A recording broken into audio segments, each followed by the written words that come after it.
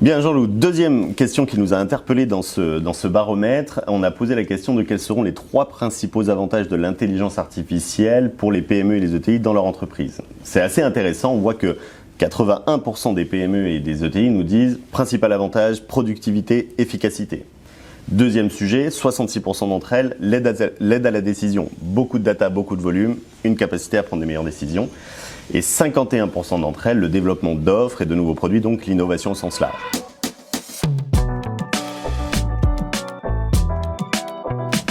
On en fait une analyse assez simple à l'entreprise du futur et je suis vraiment preneur que tu challenges cette analyse. C'est qu'en fait le sujet c'est qu'on travaille la performance opérationnelle, l'exécution du plan stratégique. Derrière, cette exécution nous fait remonter plus de données qui nous permet de travailler la performance stratégique de l'entreprise au sens large par le big data. Et bien sûr à la fin, cette performance stratégique nous amène à imaginer de nouvelles offres, de nouveaux produits, donc la performance de l'innovation et la préparation du coup d'après. C'est quoi, selon toi, ton analyse sur cette intelligence artificielle et cette priorité dans les entreprises ? Je trouve que l'intelligence artificielle, finalement, on a l'impression que tout va bouger, mais ça va prendre du temps.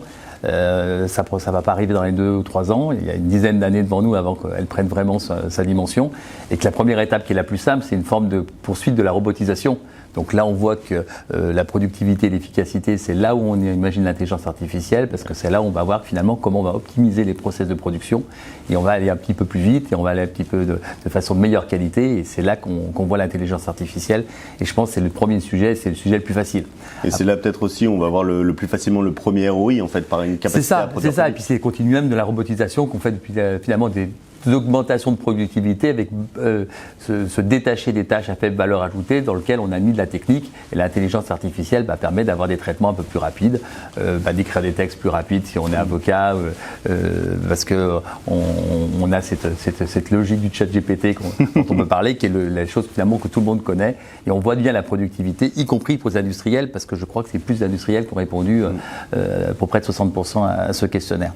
La deuxième partie, bien sûr, c'est l'analyse de la donnée. Alors aujourd'hui, on le voit beaucoup dans le marketing, mais il n'y a pas que le marketing.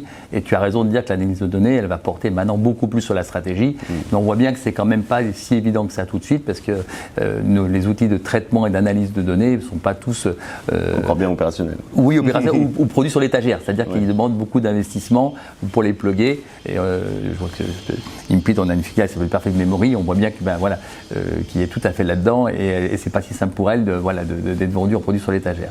Et puis la troisième étape, tu as raison, c'est derrière trouver des nouvelles offres, des nouveaux produits.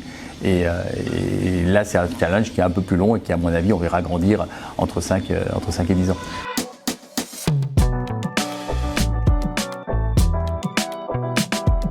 Pour une ETI comme Implit, dans le monde du chiffre, avec des notaires, des avocats, beaucoup de fonctions réglementées, ça va être radicalement une mutation complète, et c'est aussi ce schéma-là que vous suivez. Oui, c'est ce schéma-là, et nous, je crois que c'est la prochaine question, c'est la facture X, la facture dite électronique. C'est une forme d'intelligence artificielle, de robotisation qui va changer complètement notre vision de nos travaux, puisqu'on va pouvoir avoir accès à de la donnée qu'on n'a pas, la donnée qui est dans la facture, et donc pouvoir justement après derrière l'analyser, proposer des aides à la décision aux entreprises, et peut-être derrière qu'eux puissent avoir de nouvelles offres, mettre en place de nouvelles offres. On est tout à fait dans cette démarche-là. Génial. Et dans cette structuration d'étapes-là, robotisation, analyse de données et nouvelles offres. Trop bien. Merci Jean-Loup.